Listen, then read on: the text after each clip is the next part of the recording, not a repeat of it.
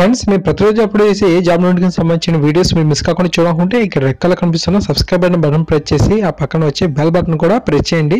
ఇలా చేయడం ద్వారా అప్లోడ్ చేసే ఏ వీడియో కూడా మిస్ కారు.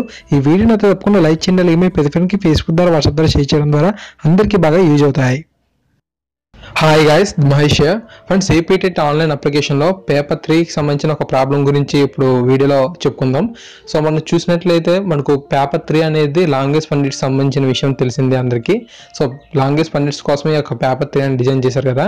సో ఇందులోకి మనకు ఆన్లైన్ అప్లికేషన్లో సబ్మిషన్ చేసేటప్పుడు ఏమైందంటే మనకు లాంగెస్ట్ పండిట్స్ అయినా తెలుగు, హిందీ గురించి ఉన్నాయి, కానీ ఇంగ్లీష్ లాంగెస్ట్ పండిట్ ఎవరైతే ఉన్నారో సో వీరికి సంబంధించి ఆన్లైన్ అప్లికేషన్ సబ్మిషన్ చేసేటప్పుడు అది కనిపించడం లేదంట.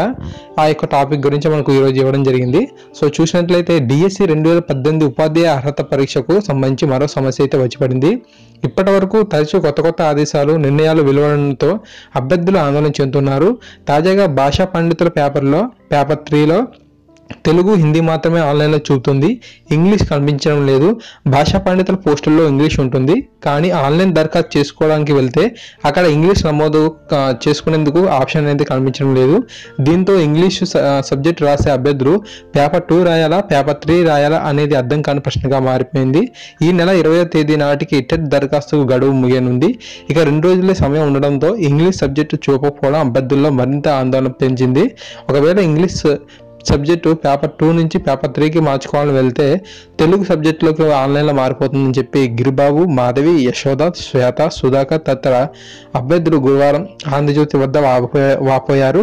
ఇప్పటికైనా జిల్లా, రాష్ట్ర ఉన్నతాధికారులు వెంటనే స్పందించి పేపర్ 3లో ఇంగ్లీష్ ఉంటుందా లేదా అనే విషయమై స్పష్టత ఇవ్వాలని చెప్పి అభ్యర్థులు కోరుతున్నారు. సో మనకు ఇది ఈ యొక్క టాపిక్ గురించి రావడం జరిగింది. మనకు చూసినట్లయితే మనకు ఈ యొక్క గడువు ఏదైతే ఉందో సో టెట్ దరఖాస్తుకి మనకు ఈ నెల 20వ తారీఖు వరకే లాస్ట్ డేట్ ఇచ్చాడు కదా.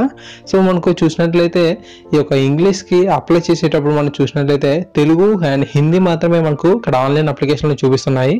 మనకు ఈ పేపర్ 3 కాకుండా పేపర్ 2 పెట్టినప్పుడు అయితే అందరూ పేపర్ 2 అని పెట్టి సెలెక్ట్ చేసుకుని అందరూ అప్లై చేసుకున్న విషయం తెలిసిందే. ఎప్పుడైతే ఇలా పేపర్ 3కి లాంగెస్ట్ పండిట్స్ అందరికీ మార్చామని చెప్పారో సో అప్పుడు వెంటనే మళ్ళీ ఏం చేశారు, పేపర్ 2 వాళ్ళు పేపర్ 3కి మార్చుకుంటున్నారు.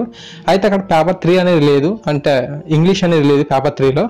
సో ఇప్పుడు ఏమవుతుందంటే చేంజ్ చేస్తున్నట్లయితే తెలుగుకి డైరెక్ట్గా మారిపోతుందని కూడా ఆ సమాచారం అయితే రావడం జరిగింది. మన సబ్స్క్రైబర్స్లో కూడా చాలామంది చెప్పారు, మేము పేపర్ 3కి మార్చే ప్రయత్నం చేస్తుంటే అక్కడ మనకు మేము ఇంగ్లీష్ అయితే మాకు తెలుగు అని పడిపోతుంది, ఈ యొక్క ప్రాబ్లం గురించి చేయమని చెప్పారు. సో ఇది యొక్క ప్రాబ్లం గురించి వీడియో అనేది. సో తప్పకుండా ఈ యొక్క ప్రాబ్లంకి సొల్యూషన్ ఉంటుందని అనుకుంటున్నాను.